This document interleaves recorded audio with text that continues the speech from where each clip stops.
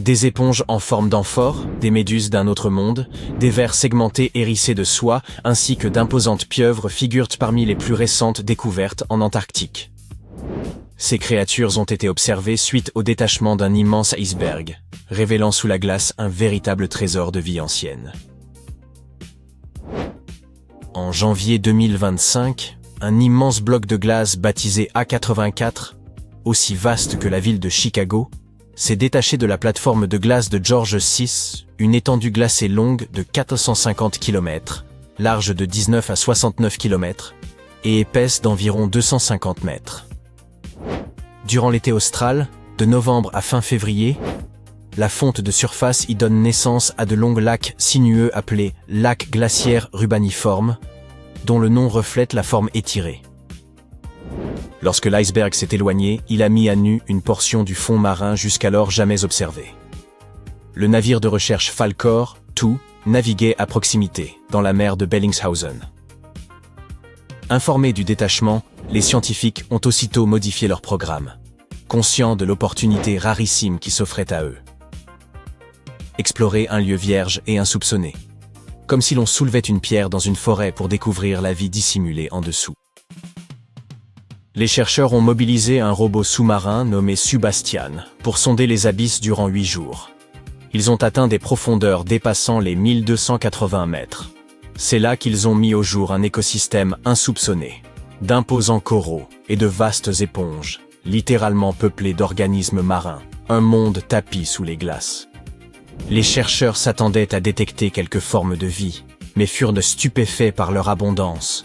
Ces créatures sous-marines anciennes ne se contentaient pas de survivre. Elles prospéraient depuis des siècles dans ce milieu extrême. Anémones semblables à de petits arbres cotonneux, araignées de mer, poissons des glaces, pieuvres. L'expédition fut retransmise en direct à des scientifiques du monde entier. Et ces vidéos sont désormais accessibles librement. Certaines des créatures découvertes semblent appartenir à des espèces nouvelles, ce qui est particulièrement fascinant. En 2025, il est fort probable que l'Antarctique abrite encore des espèces inconnues, dont certaines pourraient être endémiques à cette région. Cette singularité s'explique par l'isolement extrême du continent, séparé du reste du monde depuis des millions d'années par le courant circumpolaire antarctique, comparable à de vastes douves encerclant un château fort. Même si ces espèces ne s'avéraient pas inédites, les chercheurs ont tout de même identifié des escargots, des vers polychètes munis de soie, de minuscules crabes et autres crevettes, ainsi qu'une rare variété de méduses fantômes, dont l'apparence évoque un monde étranger. Leur nom scientifique, Stygiomedusa gigantea, étant par trop complexe, on l'appellera simplement méduse fantôme géante. Cette dernière est d'une taille impressionnante. Son ombrelle, cette partie ronde en forme de cloche, peut excéder 1 mètre de diamètre. Elle possède également 4 bras traînants, dont chacun peut atteindre 10 mètres, soit la longueur approximative d'un autobus scolaire. Bien que le tout premier spécimen ait été capturé dès 1899, il fallut attendre 60 ans pour reconnaître en cette créature une espèce totalement distincte. La méduse fantôme présente un corps translucide aux reflets violacés, lui conférant une allure spectrale. À la place des tentacules traditionnels, elle possède de longs bras rubanés qui lui permettent d'attraper ses proies et de les acheminer vers sa bouche, située en son centre. Bien que dépourvues de cerveau, ces méduses ont étonné les chercheurs par leur comportement. La méduse fantôme géante semblait mouvoir ses bras avec lenteur et précision, surtout lorsqu'elle traversait d'étroits passages sur le fond marin. Elle paraissait agir avec prudence, de manière presque intentionnelle. Une telle attitude intrigue. Aurait-on affaire à une créature dotée d'une forme de sensibilité? Voilà de quoi susciter le malaise. Les méduses disposent d'un réseau nerveux rudimentaire, mais pas d'un véritable cerveau. Pourtant, les mouvements fluides et contrôlés de la méduse fantôme ont amené les scientifiques à penser qu'elle pourrait être plus intelligente, voire mieux coordonnée que les espèces connues. L'étudier permettrait de mieux comprendre comment des êtres dénués de cerveau peuvent malgré tout explorer, réagir et s'adapter à des environnements aquatiques complexes. Lors de l'exploration des profondeurs antarctiques, l'équipe a fait la rencontre de petites créatures fascinantes appelées polychètes. De nombreuses espèces variées de ces vers évoluent dans les zones extrêmement froides et profondes de l'océan. Leur corps segmenté est orné de minuscules soies disposées le long de leurs flancs, qui leur servent à se déplacer, à percevoir leur environnement et même à se défendre contre les dangers. Un exemple remarquable est l'Eulagiska gigantea, qui habite les eaux glaciales et abyssales, et dont les soies dorées étincelantes lui confèrent une allure particulièrement élégante. Durant leur expédition sous-marine, les chercheurs ont également découvert d'impressionnantes éponges aux formes évoquant de grands vases. Ces organismes, dont la croissance est notoirement lente, doivent leur gigantisme à une présence continue sur place, s'étalant sur plusieurs siècles, voire davantage. La taille considérable de ces éponges révèle que la faune environnante ne s'est pas installée récemment, mais qu'elle forme, depuis des décennies, des communautés marines pérennes et prospères, dissimulées sous la glace, attestant d'une vie ancienne et résistante à l'âpreté du milieu. Cette découverte a beaucoup surpris les scientifiques. Dans les études précédentes, ils faisaient descendre des caméras par des trous dans la glace ou exploraient des zones d'iceberg longtemps après leur détachement, et ne voyaient qu'un fond marin nu, presque vide. Mais cette fois-ci, arrivé quelques semaines seulement après le détachement de l'énorme iceberg, l'équipe a découvert ce qui se cachait juste en dessous. Les 14 premiers kilomètres derrière la barrière de glace abritent des écosystèmes riches et animés. Ce milieu sombre, froid et depuis longtemps isolé accueille pourtant de multiples créatures. Cela prouve que la vie peut survivre dans des lieux que l'on croirait bien trop hostiles ou gelés. En revanche, la présence de cette vie sous la glace ne surprend guère. De nombreux animaux vivent en effet dans des environnements sous-marins, sombres et froids.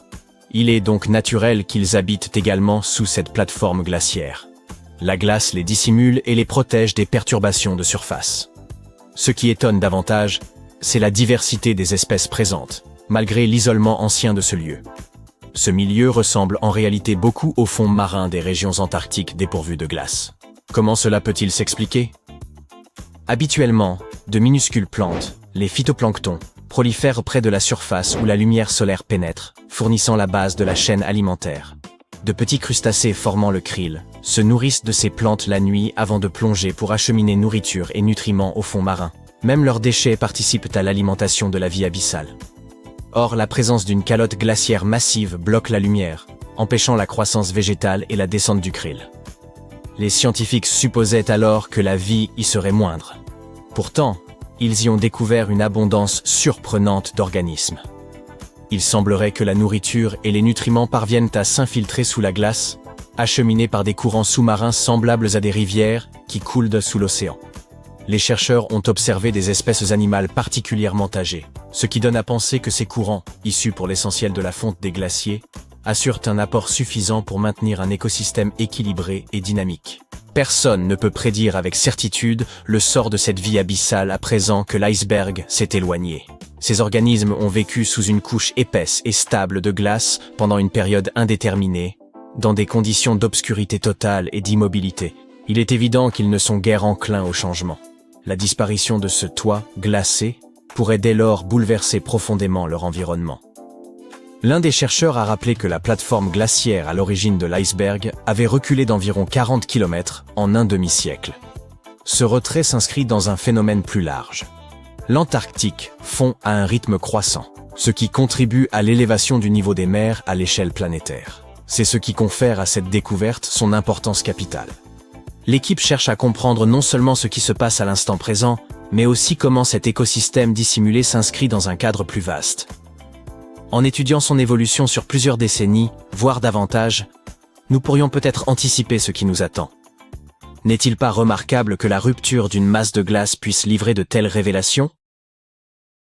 Bienvenue dans l'un des endroits les plus mystérieux et inexplorés de la planète. Bien, qu'a-t-il donc de si spécial? Il n'y a là que quelques pics glacés et l'immense étendue neigeuse de l'Antarctique. Oui, c'est vrai. Mais il y a aussi un mystère à l'ampleur planétaire. Vous pouvez essayer tant que vous voudrez, vous ne découvrirez pas cette chaîne de montagnes inconnues, un territoire gigantesque et inexploré où aucun humain n'a jamais mis les pieds. Elle se cache en vérité sous une autre couche de montagnes. Un peu comme une poupée russe, mais à l'échelle d'un continent. Ces montagnes conservent les secrets de l'Antarctique. Et ils peuvent nous révéler des choses époustouflantes sur l'histoire de notre planète. Cet immense territoire, porte le nom de chaîne Gamburtsev. La couche de glace qui se trouve au-dessus la préserve des phénomènes naturels et de l'action humaine. C'est comme une terre à l'intérieur d'une autre terre. Et elle cache bien plus que des montagnes. On y trouve des vallées, des collines et des plaines. Cette région est similaire aux Alpes, mais malheureusement, nous ne pouvons pas profiter de sa vue. Ces montagnes furent découvertes pour la première fois en 1958 à l'aide d'instruments sismologiques. Plus d'un demi-siècle s'est écoulé depuis. Pourtant, elles restent l'un des objets tectoniques les moins étudiés sur Terre. Pourquoi? À cause de la glace. Il y a énormément de glace. Qui sait, peut-être d'ancestraux artefacts inconnus, y sont-ils enfouis? Et pourquoi pas une ville secrète ou des vaisseaux spatiaux? C'est peu probable, bien sûr. Mais ce serait tout de même intéressant d'aller y jeter un œil. Imaginez des centaines ou même des milliers de kilomètres de terre restés inchangés pendant des centaines de millions d'années. Même si on n'y trouve pas de nouvelles espèces d'animaux ou les vestiges d'une ancienne civilisation, cet endroit a tout de même forcément une histoire. L'histoire de la formation des continents de notre planète. Et les scientifiques ont déjà compris une partie de cette histoire. Ces montagnes enfouies d'Antarctique étaient à l'origine des montagnes ordinaires, mais à la suite d'un événement d'une ampleur inédite, elles se sont simplement... Attendez une minute. Vous êtes-vous déjà demandé comment les chaînes de montagnes se forment? Nous les voyons dans la vie réelle, dans les films, sur Internet, nous les escaladons. Mais comment ont-elles vu le jour? Les montagnes n'ont pourtant pas toujours existé sous cette forme. Elles sont apparues à la suite d'une collision à grande échelle de plaques tectoniques. Deux énormes blocs super solides se déplacent l'un vers l'autre, puis s'écrasent, et boum! Des milliards de tonnes de croûte terrestre commencent à l'élever, à se mélanger et à former des reliefs et des gorges. Et le processus peut durer des millions d'années. Oui, c'est une catastrophe, mais une catastrophe extrêmement lente. Certaines plaques tectoniques sont à ce jour encore prises dans ce processus. Par exemple, l'Himalaya continue de croître, car les plaques indiennes et eurasiennes continuent de s'emboutir. Et ça a commencé il y a environ 50 millions d'années. La chaîne Gamburtsev sous la glace a vécu un événement similaire, seulement ça date d'il y a plus longtemps. Un article du journal Earth and Planetary Science Letters indique qu'elle est apparue lors de la formation du supercontinent Gondwana. Deux immenses morceaux de terre étaient séparés par un océan sans limite. Mais un jour, il y a environ 700 millions d'années, ils sont entrés en collision et ont formé le Gondwana. Ce supercontinent comprenait les territoires de l'Afrique moderne, de l'Amérique du Sud, de l'Australie, de l'Inde et de l'Antarctique. Ces gigantesques morceaux se sont emboutis et ont libéré tout un flot de roches chaudes, partiellement en fusion. Et tout cela a grandi et grandi, formant des montagnes.